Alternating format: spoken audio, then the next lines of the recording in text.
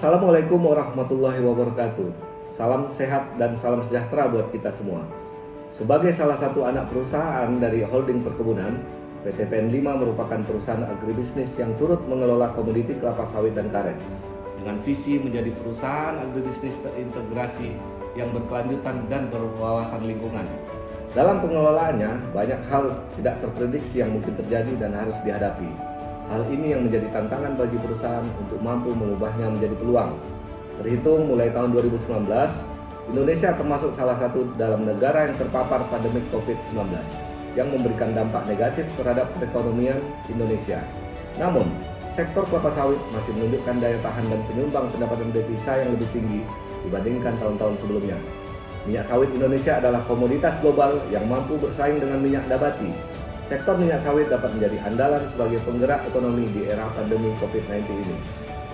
Tercatat di setiap krisis ekonomi yang melanda Indonesia, seperti krisis tahun 1998 dan 2008, sektor pertanian khususnya subsektor perkebunan tidak terpengaruh oleh krisis dan justru berhasil meningkatkan penghasilan petani. Kuatnya daya tahan sektor kelapa sawit di setiap krisis turut menimbulkan tantangan yang harus dihadapi. Terdapat dua tantangan utama yang dihadapi sektor kelapa sawit. Pertama, bagaimana menjaga eksistensi dan stabilitas komoditas kelapa sawit tidak hanya di saat kritis, tapi juga pada saat kondisi ekonomi stabil. Dan yang kedua, bagaimana meyakinkan dunia internasional bahwa minyak sawit Indonesia dihasilkan melalui proses yang berkelanjutan, ramah lingkungan, dan sebagainya. Menghadapi dan menyelesaikan tantangan tersebut bukanlah hal yang mudah. Dibutuhkan sosok pemimpin yang kompeten untuk membawa perusahaan mencapai visi yang berkelanjutan. Dalam menghadapi perkembangan teknologi, PT PN5 terus bertransformasi melalui digitalisasi yang tentunya akan mempermudah dan memaksimalkan pengawasan kinerja organisasi. Hal ini dapat terwujud jika seorang leader mampu mengarahkan, memimpin, dan mengevaluasi proses dari digitalisasi itu sendiri.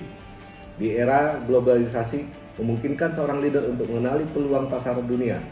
Sektor kelapa sawit yang merupakan penyumbang devisa negara harus mampu menjaga eksistensinya dibanding pesaing lainnya di pasar global. Sebagai leader, kita harus mampu memahami dimensi internasional, operasi, marketing, finansial, SDM, serta strateginya. Mengelola kepercayaan pelanggan merupakan suatu hubungan yang harus menggunakan perspektif jangka panjang.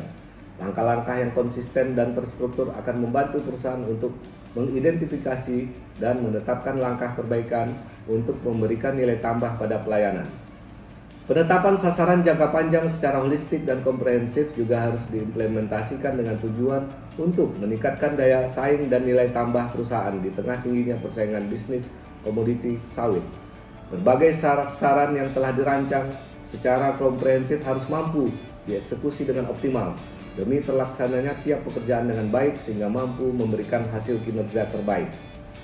PT PN5 juga terus menciptakan dan memberikan ruang untuk mendorong SDM melakukan upaya kreatif dan inovatif demi tercapainya kompetensi SDM yang mampu mendukung peningkatan kinerja perusahaan. Melalui program-program yang diselenggarakan oleh PT PN5, kapasitas dan kapabilitas dari organisasi dapat terus ditingkatkan, di mana peran seorang leader harus mampu mengembangkan sistem untuk menciptakan lingkungan yang terus belajar dan berkembang. PT PN5 terus bertransformasi dan siap dalam melakukan perubahan dalam organisasi untuk mencapai kondisi perusahaan yang lebih baik secara berkelanjutan.